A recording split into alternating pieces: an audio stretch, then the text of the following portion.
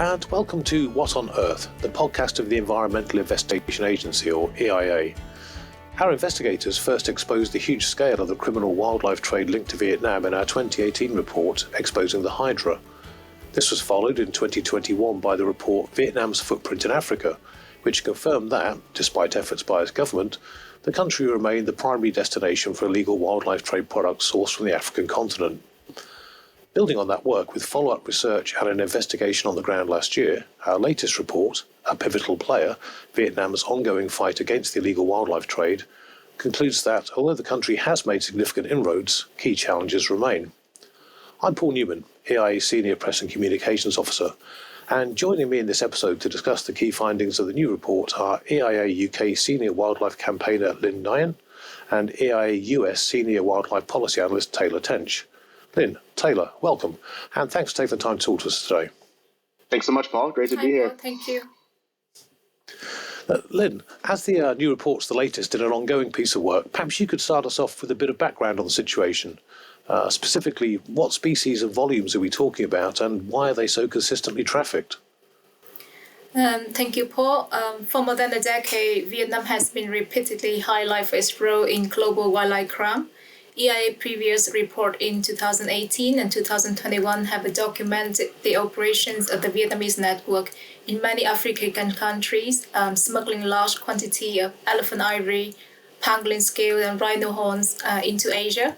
For example, between 2010 and 2021, Vietnam has been implicated in the trafficking of the parts and the products of at least 18,000 elephants, 111,000 pangolins, and as many as 976 rhinos, based solely on confirmed global wildlife seizures.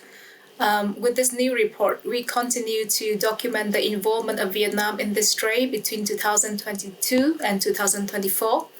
Our research and investigation show that despite a decline in seizures due to the impact of the COVID-19 pandemic and stricter law enforcement measures in key countries, about 100 tons of elephant ivory, pangolin scales, and rhino horns were confiscated globally over the last 3 years. And Vietnam continued to play a pivotal role as an import hub and also as a conduit for illicit wildlife entering China. Okay, and how has Vietnam come to play such a prominent regional role in the illegal wildlife trade? Wildlife crimes are enabled by porous borders around the world, and the shared border between Vietnam and China has been exploited by criminal networks. Although the consumption of wildlife products in Vietnam continues, China remains at one of the largest markets for illicit wildlife products due to the demand for traditional Chinese medicine and status symbol. In recent years, China has strengthened enforcement efforts against wildlife crime, which made it increasingly difficult for traffickers to move the contraband directly from Africa and other parts of Asia to China through Chinese airports and seaports. As a result, Vietnam, where enforcement capacity has faced ongoing challenges, is exploited by wildlife traffickers at the transit point for smuggling wildlife products from around the world into China. Okay, so is it fair to say that there's an element of displacement here? When China stepped up enforcement, a lot of the trade began circumventing it and going through Vietnam instead? Yes. Taylor, if I could bring you in here, could you share with us some of the main new findings in A Pivotal Player? Sure, thanks, Paul. So as Lynn said, we're seeing reduced demand in Asia overall for many of the wildlife products that the EIA focuses on, like ivory, like rhino horn, because of increased enforcement in countries like China and even Vietnam. However, we're still seeing these products entering into Vietnam. There's been less convergence between trafficking of elephant ivory and pangolin scales to Vietnam from Africa than we've seen in the past. Historically, Nigeria was the main export point for both of these products. Now, while Nigeria remains a key export hub for pangolin scales, we're seeing ivory increasingly entering Vietnam from southern Africa, including Angola. And Angola also is a major export point for rhino horn, as well as other southern African countries. In Vietnam itself, it's these northern provinces, places like Quang Ninh and Lang Son, where wildlife products are being transported over the border into China, both through official and unofficial border crossings. So official crossings like, border gates where large trucks with shipping containers may pass through, but also these informal crossings, which may be land border crossings that people travel via foot to certain locations in the border gate that separates Vietnam and China, where products will be passed from the Vietnamese side to the Chinese side. And now whether products are being trafficked via official crossings or unofficial crossings, corruption, and particularly bribery, plays a key facilitating role for the trafficking. Oh, thanks very much for that.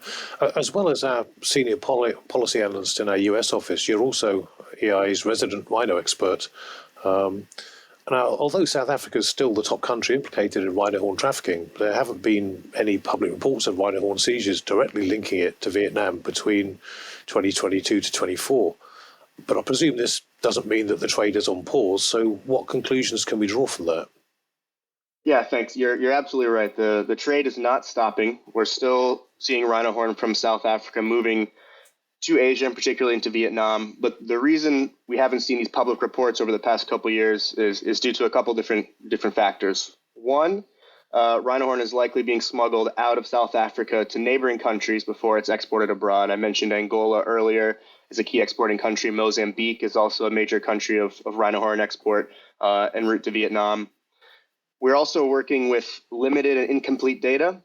Oftentimes, if rhino horn is seized, whether in Vietnam or elsewhere along the trade chain, we'll only have information on some of the countries that the horn either has transited through or was intending to transit through. So we may have a seizure, say, in Vietnam, but we have no information where the origin country was for that seizure. It could have very well been South Africa. Again, it could have been another country nearby South Africa. We simply don't have that information. So there's a lack of a data point there. And finally, for a number of rhino horn seizures, actually for most, if not all, rhino horn seizures made in Vietnam that are not occurring at points of entry. So if it's not at a seaport or not at an airport, but the authorities are seizing rhino horn, that horn is not sampled and sent for analysis in South Africa, which has a really powerful and robust data set there to analyze the provenance of that horn. So if the horn's not being analyzed to see where it came from, we're obviously not going to get the information on the source. So there's a few different factors as to why the public reporting may not reflect the exact nature of the trade. Excellent. You mentioned smuggling methods in that. Now, the report also observes that Qatar Airways, founding member in the official airline of the Royal Foundation's United for Wildlife Transport Task Force, has actually been exploited by wildlife traffickers. It was identified as the carrier in at least 6 incidents between March 2020 and November 24 of smuggling rhino horns and worked ivory into Asia, including Vietnam, mostly coming from Angola. How much of a role do airlines play in this trade? Yeah, airlines play a key role, especially for rhino horn. Most rhino horn is trafficked internationally via air, whether that's in personal luggage or in air cargo. There have of course, been some very large shipments of rhino horn going via maritime shipping containers, but those are the exception rather than the norm when it comes to rhino horn. And for elephant ivory, particularly worked products, we see shipped via air. The big shipping containers typically have massive quantities of pangolin scales or raw ivory, but when it comes to worked ivory, and again, especially rhino horn, airlines are the preferred method of trafficking. Would that be because they're more valuable individually per their size, and therefore it makes sense to put them in a suitcase and take them on an airplane rather than try and hide them in a cargo container? That's exactly right, especially for rhino horn in particular. Small amounts of rhino horn can yield the same amount of profits as much larger quantities of ivory or pangolin scales. So, and it's obviously cheaper to ship via air and less complicated.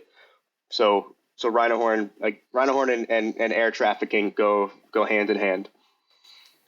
Okay. Final observation on that point. Given that Qatar Airways is effectively a torchbearer for taking action against illegal wildlife trade, but it's evidently still having issues, what more can airlines generally do to make their kind of observation of their cargoes more robust? Yeah, I think airlines, have a role to play along with the security and enforcement agencies within countries in the routes they fly. So, Qatar Airways may notice, thanks to findings like in this report, that the routes they're taking from Angola to Vietnam are increasingly being exploited for rhino horn trafficking. This is something they could potentially communicate with the airports and governments in these countries to say, hey, we know this is a risky route. How can we work to increase security and do, improved scanning and look for sort of weak points, sort of identifying these red flags. And as with anything addressing wildlife trafficking, it's always a team effort. So again, I think that's. Lynn, we said at the outset that the government of Vietnam has made efforts to curb the country's role in the illegal wildlife trade.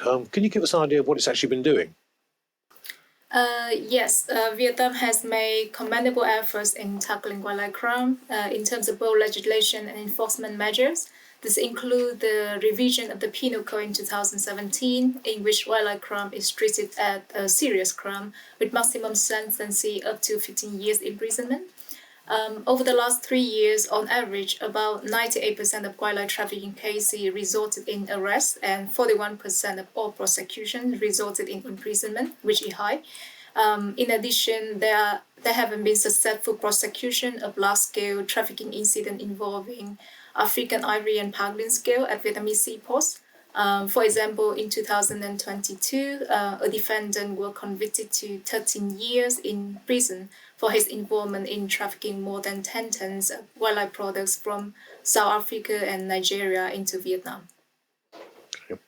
What more do you think the country needs to be doing to get on top of the problem? Obviously, it's taking some steps, but clearly they're not quite enough.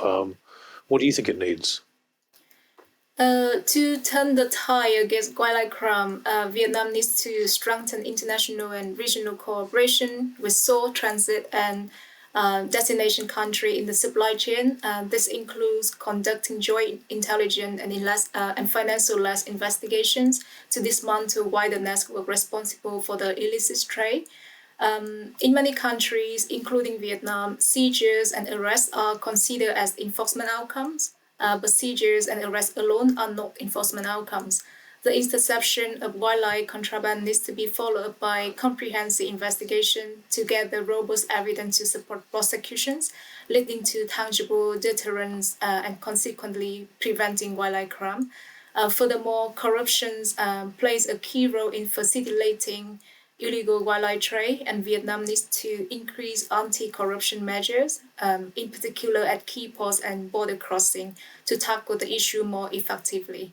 But wildlife crime is a transnational serious organized crime, and Vietnam cannot solve this problem alone. It needs support from other stakeholders. Maybe Taylor has more to say about this. Thanks, Lynn.